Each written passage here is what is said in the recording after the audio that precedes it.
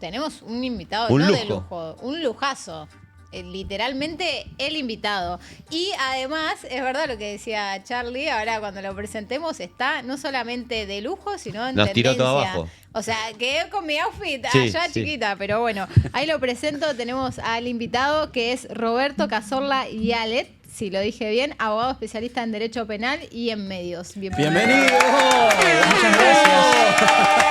Es más fácil hablar como compañero y amigo, ¿no? Es cierto que no hay una segunda oportunidad para una primera impresión y a mí me gusta entrar así. Bien, no es bien. cierto que a uno no le gusta que le digan cosas sensatas cuando la voluntad es que se vean. Pero lo cierto es que soy un profesional de trabajo.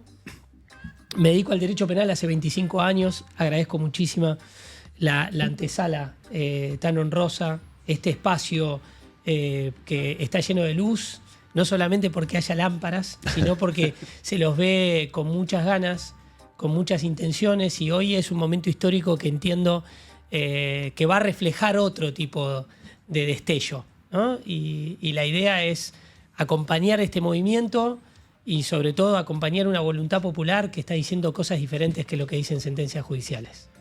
Bien ahí. Totalmente. Gracias, Quedamos Roberto. ahí. Yo me quedé regulando, tío, la verdad. No, totalmente de acuerdo, Roberto. Sinceramente, creo que ayer eso también me quedó como la movilización, no por en sí, por el territorio, sino por los movilizados y movilizadas que nos fuimos todes, porque realmente fue un momento, creo que a veces no tomamos dimensión del momento histórico que estamos viviendo y que creo que más adelante en el tiempo lo podamos leer en los libros incluso. A mí me tocó una suerte que creo que va a quedar irrefutablemente grabada en mi memoria y en las de muchos que también tuvieron la oportunidad de seguirlo en vivo. Estaba en un canal, estaba en A24 en el momento en que empieza a hablar Cristina. Y yo sabía, o por lo menos tenía la sensación que algo tan majestuoso iba a pasar.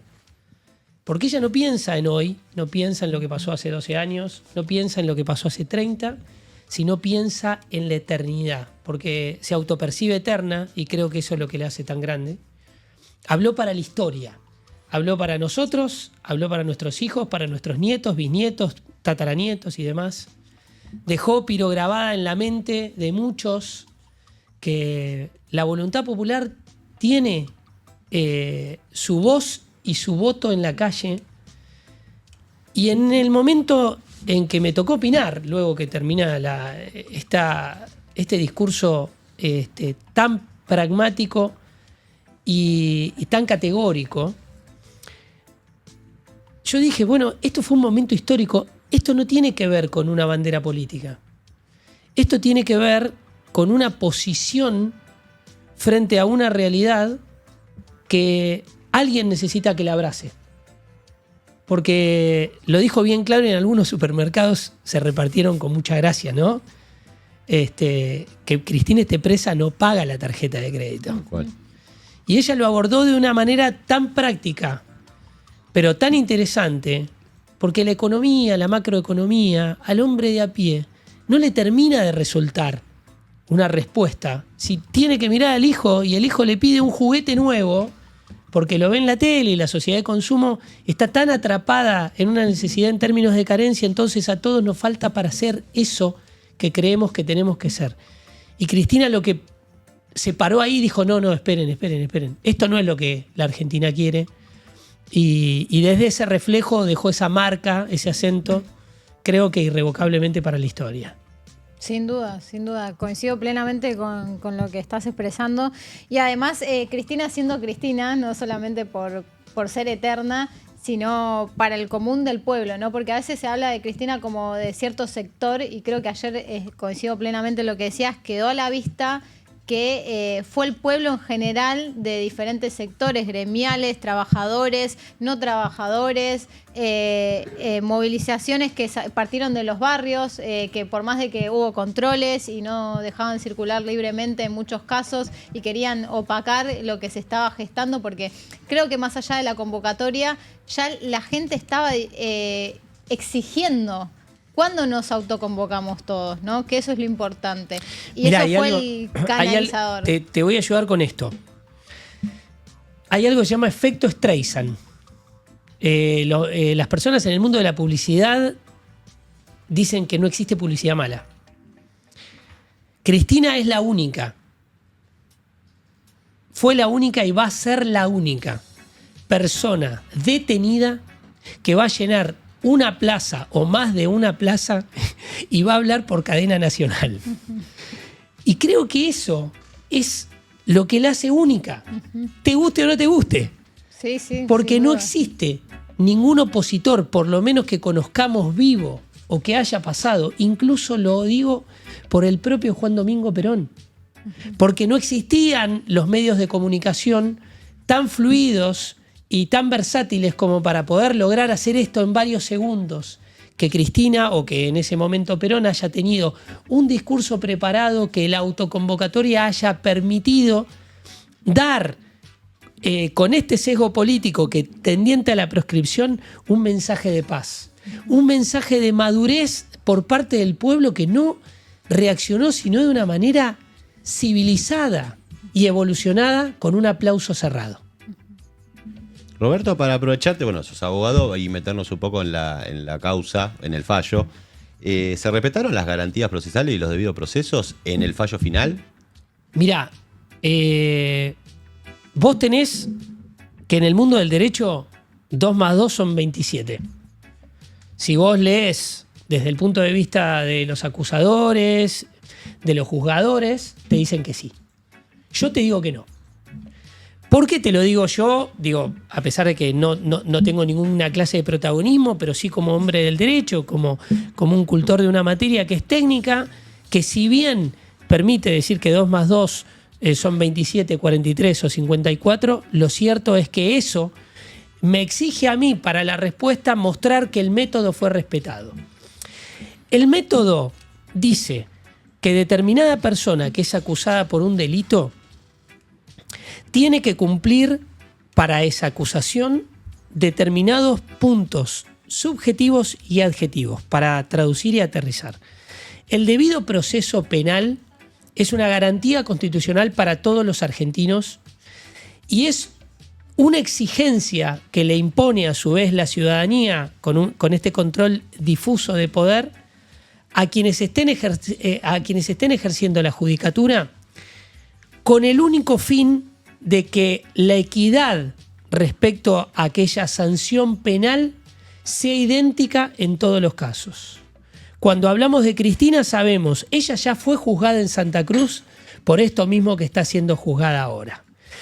Dentro de las posibilidades del debido proceso, una de las normas que más se respetan, por ser el pilar fundamental, se llama principio de legalidad. Ese principio de legalidad te dice que todo lo que ocurre dentro de ese circuito jurisdiccional, desde que empiezan a acusarte hasta que la sentencia adquiere estado de firmeza o cosa juzgada, tiene que respetarse todos y cada una de las normas. Y en el caso de Cristina, como ya se juzgó, se viola una norma que se llama la doble acusación o la doble persecución penal, que es el non bis in idem. Desde ese punto de vista ya te respondo, más allá de que tengo 20 más Sí. hitos, pero vendría a provocarse demasiado técnico, entiendo, pero voy a contestar todas las preguntas con la profundidad que quieran, que no se respetó esa legalidad. Ese debido proceso, como vos bien estás preguntando, no fue respetado ya sabiendo que un juez dispuso por primera vez que debe ser la territorialidad donde se llevó adelante esa o esas obras públicas la que tiene que juzgar su intervención. En esa causa fue sobreseída y esa decisión fue pasada en autoridad de cosa juzgada. Es decir, cuando se la reacusa, ya se invocan esas cuestiones. Otras podrían vincularse al hecho de que de todas las obras públicas que se la está persiguiendo por haber tenido retornos, solo muy poquitas fueron compulsadas, evaluadas desde el punto de vista de la contabilidad. Y más allá de que uno pueda hablar o no hablar de debido proceso en un caso o en el otro, lo cierto es que una doble mandataria, una doble ex mandataria, una ex vicepresidenta, una persona reconocida mundialmente como una protagonista de la vida política actual a nivel global, tiene, debe y es exigible por parte de la ciudadanía que tenga un juicio justo, pero tan cristalino que debería haber sido televisado desde el minuto cero hasta el minuto que la decisión, cual fuera que tenga que ser, pero que se extraiga de las pruebas, muchachos. Porque los hechos son hechos, pero van a ser convertidos en acusación y eventualmente en una condena si hay una prueba que justifique. Roberto, ¿crees que ahí está la política atrás? ¿Hay un sesgo 100%. político?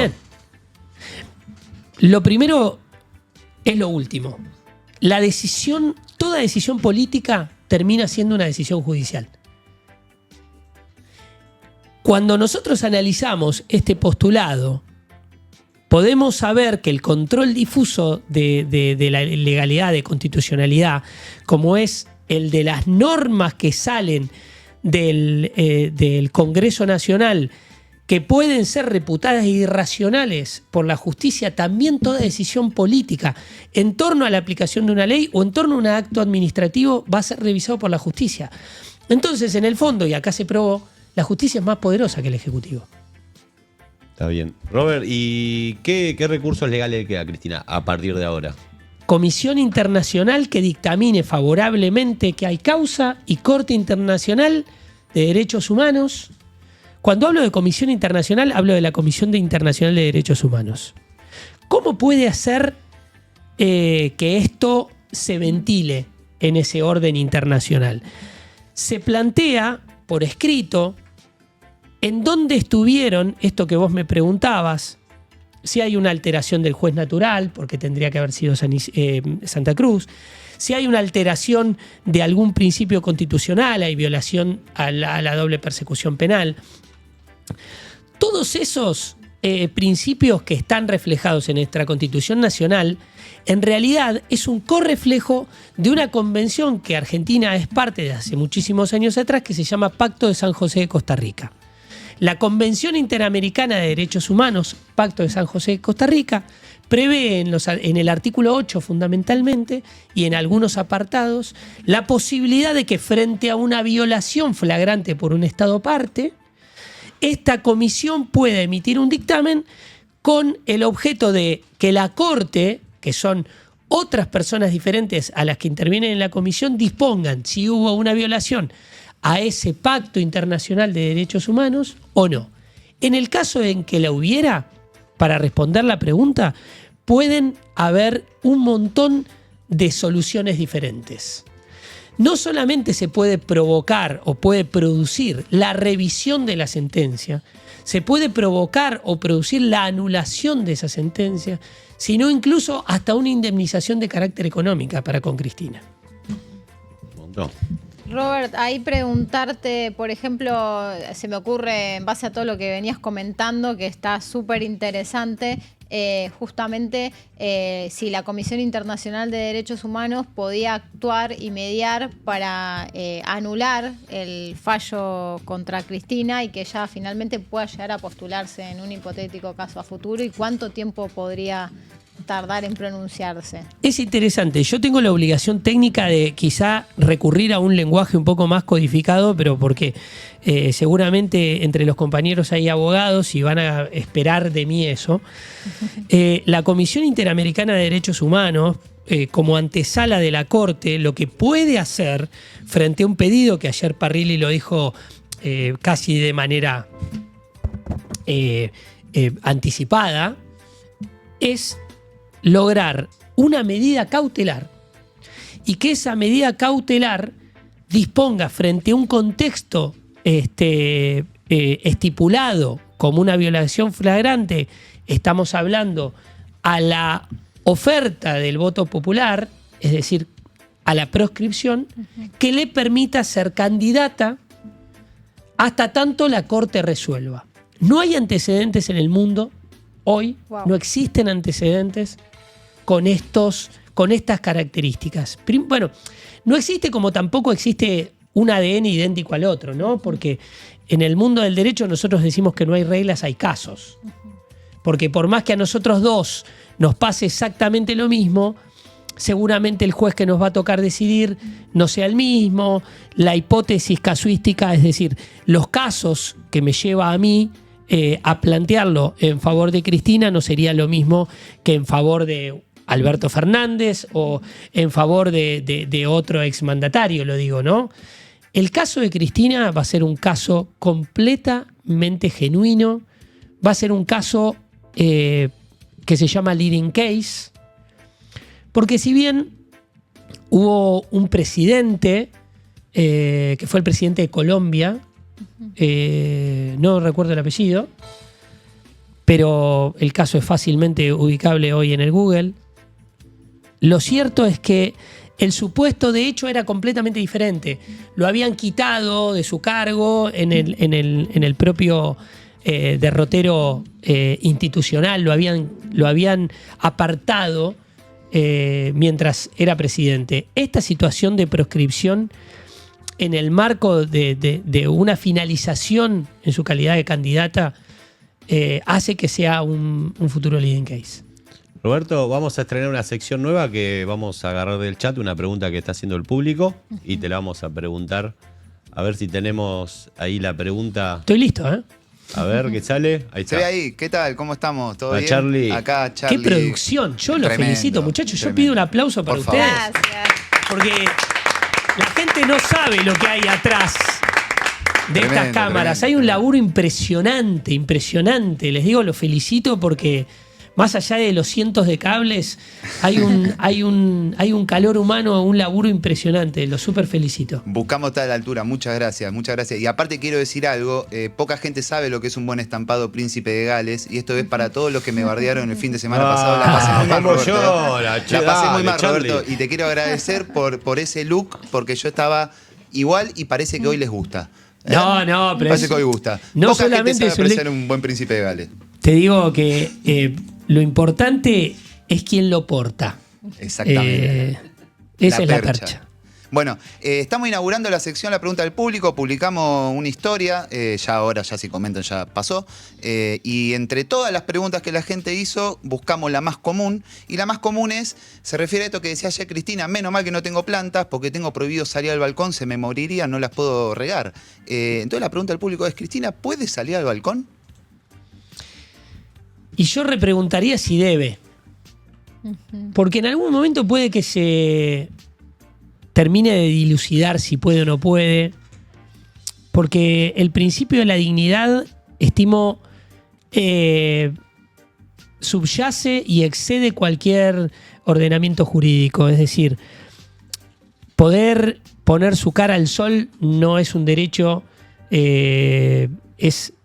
es un derecho, digo, reglado, es una cuestión completamente natural. Es un principio básico. Entiendo que los principales consejos a nivel mundial para la incorporación de la vitamina D lo es solamente a través de la exposición al sol. Pero hoy Cristina sabe que está jugando un ajedrez muy cerrado, una partida donde la intención tiene que ser madurada, no tiene que ser provocadora, y la necesidad de que un barrio cuente con un nuevo sistema de tranquilidad desde que todo esto está aconteciendo en el barrio de Constitución, lo deja más a criterio de ella, sabiendo que su exposición pública va a generar un estallido, por lo menos para las personas que van a tener la posibilidad de convocarla. Yo lo que digo es, son 6 años de convivencia. Entiendo que hasta los recorridos turísticos van a cambiar. A su vez, el recorrido para pasar por donde está Cristina, Claro. que sabemos. Quizás si pasábamos por otro lugar, por ejemplo, por la Casa Rosada cuando Cristina era presidenta, y decíamos, ahí está Cristina, ahí está la presidenta, probablemente no estaba ahí. Porque los presidentes generalmente están muy pocos en la Casa Rosada. Pero ahí Cristina va a estar, en San José 1111. Y va a estar hasta que el derecho internacional modifique esta circunstancia. Doctor, me quedé con algo que usted adelantó, digamos. Bueno, mi caso de estudiante de Derecho de la UBA, usted ya... Profe, además, ex profe del agua. Profesional, adelantó algo que se me cruzaba en la cabeza, que bueno, lo voy a decir, pero ya lo dijo usted, ¿no? Pero es hermoso. Tomar sol, la vitamina D. Me estás prohibiendo tomar el sol, no puedo salir porque estamos hablando de un departamento cerrado, no tiene patio. Cuando es el armado, decir, bueno, los abogados le podrán decir, no me dejas tomar sol, cuidar mi cuerpo. Me pregunto desde ese lado, ¿no? Como un argumento para exponer y responderle a los jueces. Los derechos internacionales se acusan, se ventilan y se resuelven en un ámbito internacional. Quédate tranquilo que la Corte Interamericana lo va a tener en cuenta. Esa es la primera respuesta. La segunda respuesta podríamos darla respecto de que esto es un beneficio. Y es un beneficio muy vidrioso, porque aquella máxima que impone el Tribunal Oral Federal 2 con la firma del doctor Gorini, presidente del tribunal y hoy a cargo de la ejecución penal de Cristina, impone de alguna manera una obligación que no tiene límites, que habla de la tranquilidad ciudadana. Que te hable de la paz social, de la tranquilidad ciudadana y de la salud pública es tan ambiguo como no que no te diga nada. Hacé lo que vos creas que tenés que hacer y después yo evaluaré ex post tu actitud para saber si alteraste la tranquilidad ciudadana, de alguna manera contradijiste aquello que nosotros te impusimos como norma. Entonces, con muy buen criterio, le dijeron los abogados, encarados por el doctor Veraldi, bueno, ¿me puede decir qué cosas puedo hacer o qué no? Al momento en que Cristina habla ayer, ya sabía que no podía salir al balcón. Porque toda la cuestión se ventilaba en torno a si se podía o no se podía salir al balcón. No había 10 preguntas para responder, había una sola. Porque claro, a la oposición, aunque sea oficialismo, verdaderamente inquieta. No hay nadie que pueda provocar esto socialmente. No existe nadie que se pueda comparar hoy a la figura, les guste o no les guste. Usted dijo algo, leading case, ¿no? A aquellos que estudian un caso testigo, es como Es el Marbury primer caso. versus Madison, Eso. un caso testigo para nosotros de la supremacía constitucional. Y este es un caso testigo muy interesante, porque hasta lo del balcón, dentro de lo que es el derecho, hay tantas variables, tantas cosas ambiguas que no están construidas en derecho, pero que hoy en día, como usted lo dijo, están ahí, sobre la mesa, y la gente dice, estas pavadas. Bueno, pero son cosas que tienen que estar escritas, y al no estar escritas, uno las supone. Por eso, hay una encerrona muy compleja a resolver, porque no es el derecho de Cristina a tomar sol, sino es la imposición desde el mandato de la justicia a no alterar el esquema de tranquilidad.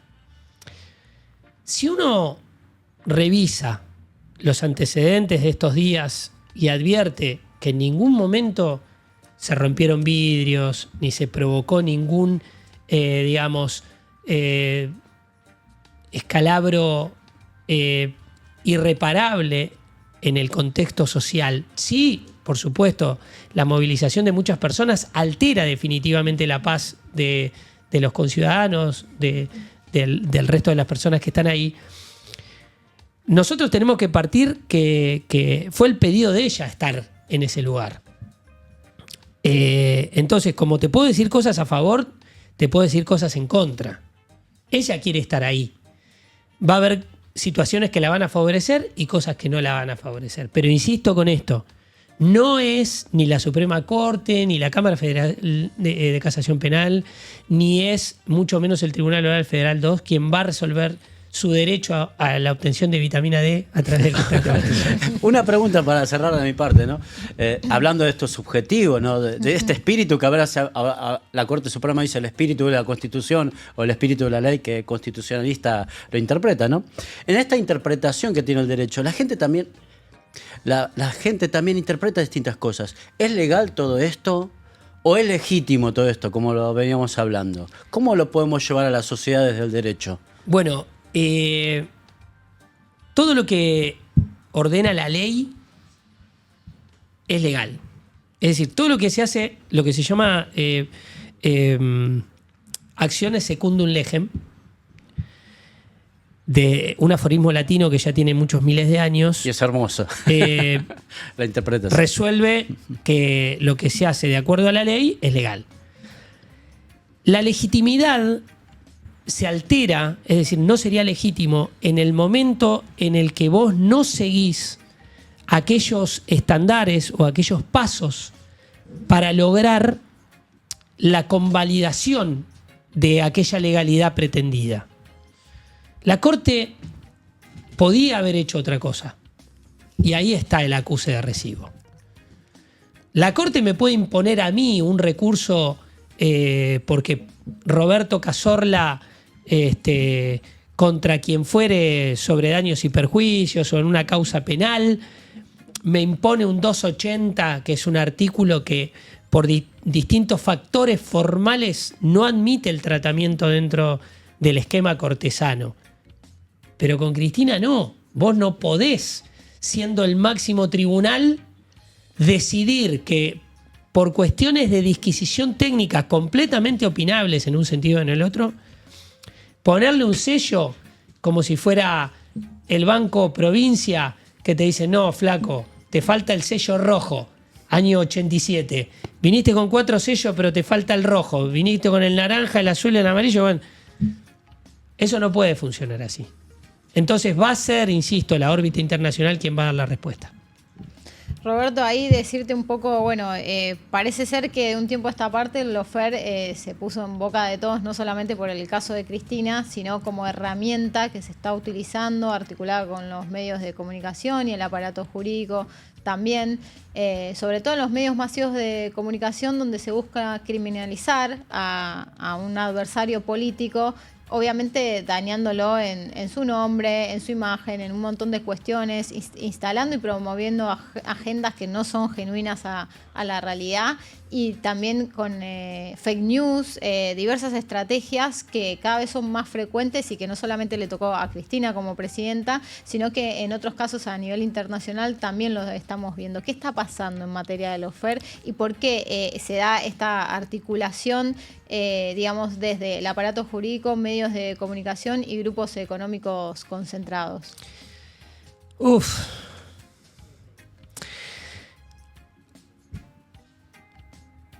La política es el arte de lo posible. Y desde ahí, cada protagonista intenta hacerse fuerte en el articulado que la política a su vez predispone como terminales de decisión. Algunos se quisieron fortalecer en el Congreso, otros se quisieron fortalecer a través de comunidades o regionalizar su poder a través de gobernadores, por ejemplo.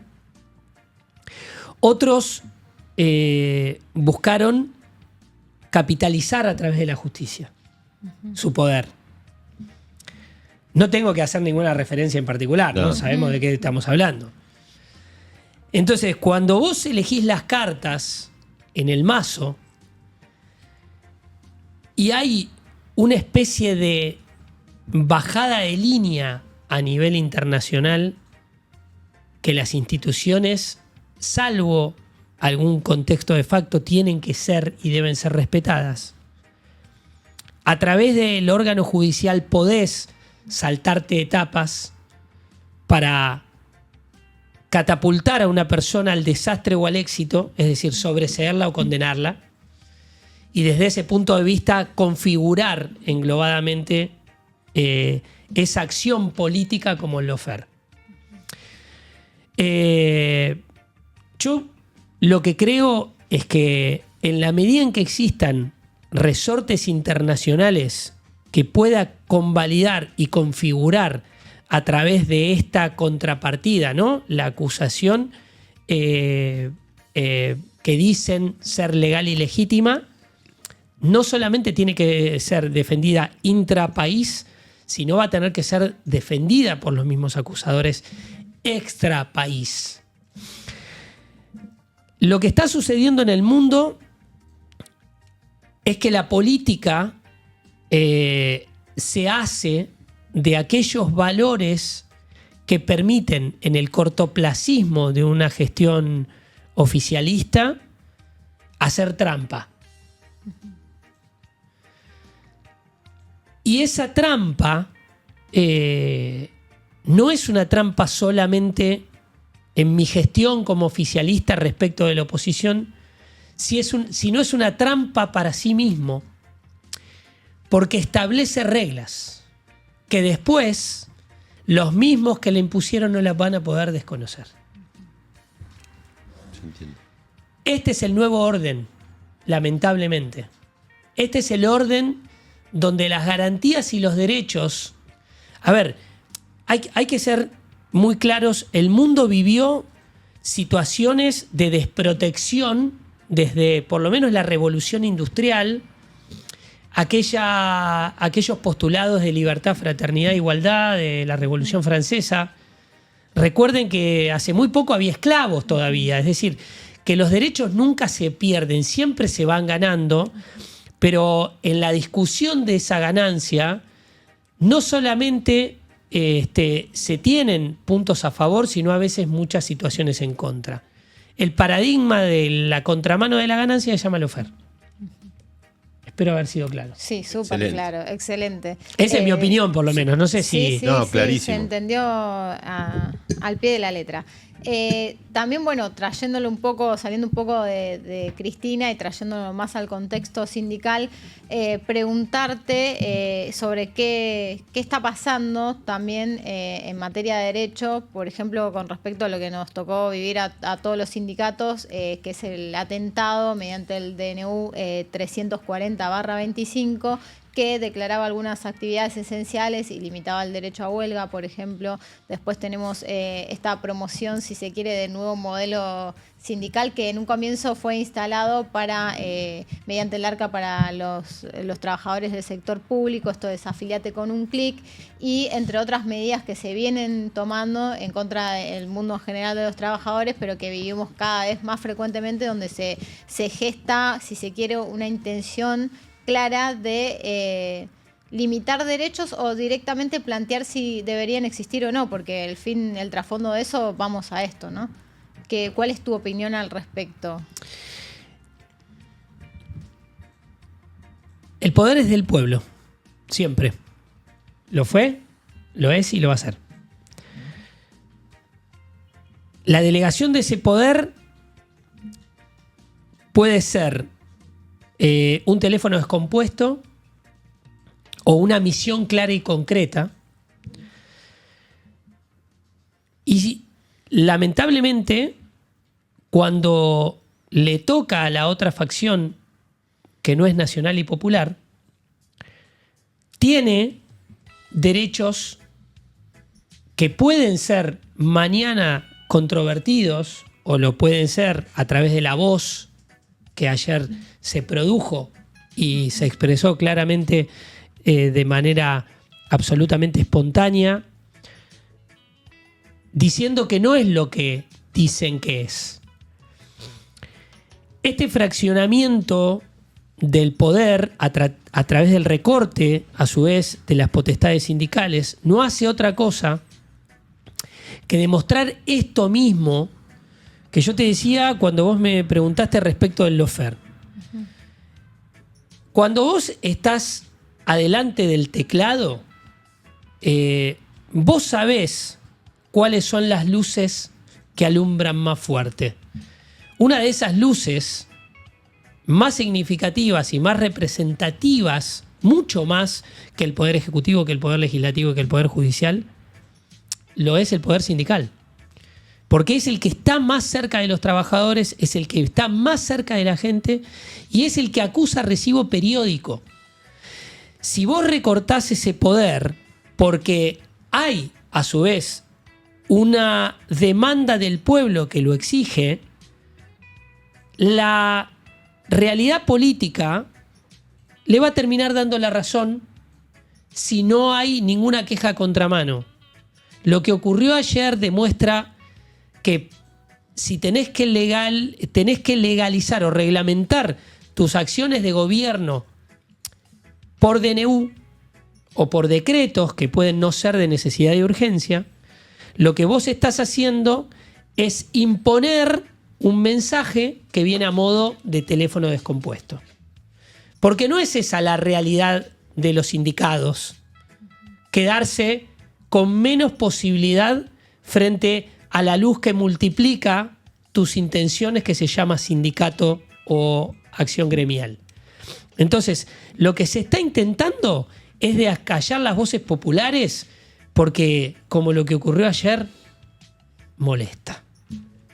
Bueno, Roberto, primero, en nombre de todo el stream, agradecerte por haber venido. Sabemos que te sentías mal, igual viniste, hablan muy bien de vos. Mi compromiso es mi palabra y mi palabra es mi compromiso. No soy candidato a nada ni lo voy a hacer, lo aviso por ahora. Solamente. Por lo menos quedaste por ahora el último. Campaña, ¿no? Sí. No. A ver, bueno, nunca diga desde este agua de tomar, porque esto queda en archivo. Mañana van a decir mentira. Lo anunció acá. Me parece que, o sea, el saco de la política me queda muy grande. Prefiero el rol técnico en el que realmente puedo ser mucho más oportuno y provechoso. Agradezco a ustedes el espacio. Habitualmente me gusta mucho un micrófono y más estos auriculares, esta amabilidad de haberme invitado, este estudio espectacular lleno de gente que los domina, una sonrisa, estas ganas de abrazarse con la gente que a veces la tele ponía mucha distancia, porque era la tele o nada, a veces la radio, pero la radio despersonalizaba porque el hecho de tener contacto visual es muy importante. Así que gracias. No, gracias a vos, Roberto. Y bueno, vamos a volver a invitar. Bueno, no sé si tiene alguna red, algo para decir, algún proyecto. Tus redes personales. Bueno, ¿Cómo lo arrinconó? ya me habían avisado que esto iba a pasar, así que no me puedo hacer el sorprendido. Entiendo que el mundo está imponiendo otras reglas y esas reglas, con el dinamismo que está transcurriendo, con la velocidad, con la incorporación sobre todo de asistentes como inteligencias artificiales, provocan que las reglas no sean siempre las mismas o las que fueron no sirvan para el día de hoy. Entonces, lo que hice para mí fue diseñar un código que le llamé Código Cazorla. Y voy a tener la dicha de poderlo difundir a través de este espacio. ¡Vamos!